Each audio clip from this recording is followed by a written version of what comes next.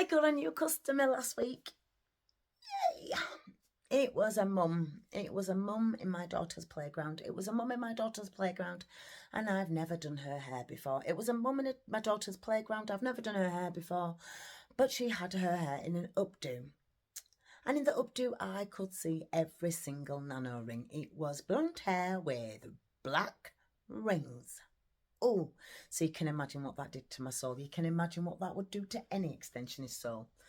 So me being me, I stood there and pondered, and I thought, do I keep my mouth shut and just let her continue to walk around like this?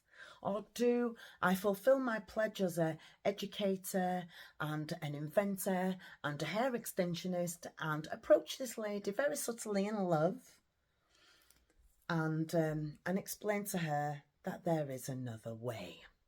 Now, here's the thing. I never go in head first blaming the extensionist.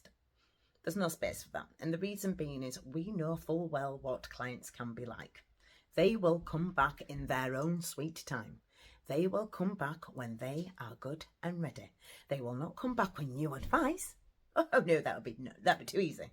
They don't come back as per your aftercare card that you've given you. Oh no, they want to wait 6 weeks after you've advised them come back when they've got a nice chunky dreadlock and it's all squished in together for you to then comb out very, very gently and charge an extra £200 for the privilege, whereby there's going to be a little bit of animosity. She's going to come with every single excuse under the sun, and therefore it's suddenly your fault. So that is why I never blame the extensionist. However, sometimes I do feel that we need to take some responsibility. There are many occasions where I've been out and about and I've seen hair extensions showing. And sometimes even with some of my friends, and I don't do friends' hair. I've got straight to, I do not do my girl's hair. I did one, she pissed me off, and that was it, never again. But anyhow, reason being is that I find it's very, very important that we fulfill our roles and we do client consultations properly. Yes, sometimes customers do like to just wear the hair up, and sometimes the attitude is, well, I don't care if you see them or not. And I'm like, babes, you've spent all that money having them put in. You've sat in that chair for however long it took for your extensionist to do it. You've invested however many man hours it took for you to bring them funds together, and then you're going to stand there and tell me, I'm not bothered if you can see them or not. Anyway, I don't care. I think, oh, okay. It all comes down to placement. If we manage to get our sections right from the outset, then we can minimise that. Another strong question to ask in client consultation is, how often are you having to wash your hair? They will respond, do you wash your hair every day out of habit, or do you wash it out of necessity? Again, if you've got a client who produces a lot of sebum in their hair and it gets really oily relatively quickly, this again is going to determine, number one, which method you're putting in the first instance, and number two, your section sizes. So for example, I've got a particular customer who gets oily spots, but just in random places. It's not sporadic through the hair. And I've tried a range of different techniques with her. Rings didn't slid out back in the day. Should have known better. Put them in, slid out. Hey, what do you know? Says right now. So now we work with the keratin bonds on that particular customer. But because I know where her oily spots are, then I'll adjust my section in accordance.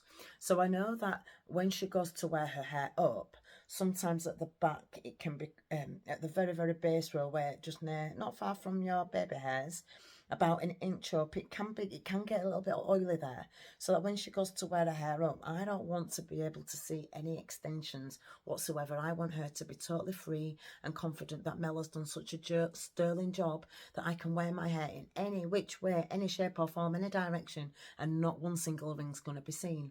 So what I'd like to do is collectively, when we're doing our sectioning, just think twice about when you're sectioning your base row up, whether you do it in the horseshoe technique or whether you're still doing it in the straight lines. However you do it, make sure that we're setting our lines in accordance If it's the rings that you're using, I'd always say put the nano rings around the perimeter of the hairline so that when your client goes to wear her hair up or back, then you can't see them.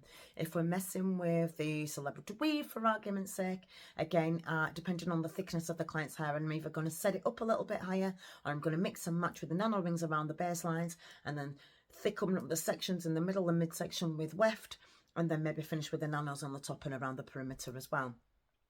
If I'm dealing with, even if I am dealing with nano rings, I'm going to get my baseline section in, and then I'm going to put one ring in first, put the hair up, smooth it down so I'm able to see clearly the line if she's got it up tight, because some of them do. And if there is any hint whatsoever that I can see in that instance where it's clean and where it's dry, then I know full well that when that grease starts to hit, it's going to look even worse. So what I'll do is I'll just resection that baseline, take it a little bit higher so that I can rest knowing full well that when my customer's out and about, she ain't going to be one of those people like my new client whereby you can see them all and you're freaking out inside. And I'm going to be a bit rest assured knowing full well that all my customers are out there proudly saying that I did their hair. All right, I hope that helps. Just think twice when we're drawing out our lines for our sections of our extensions, okay? Peace out, bye.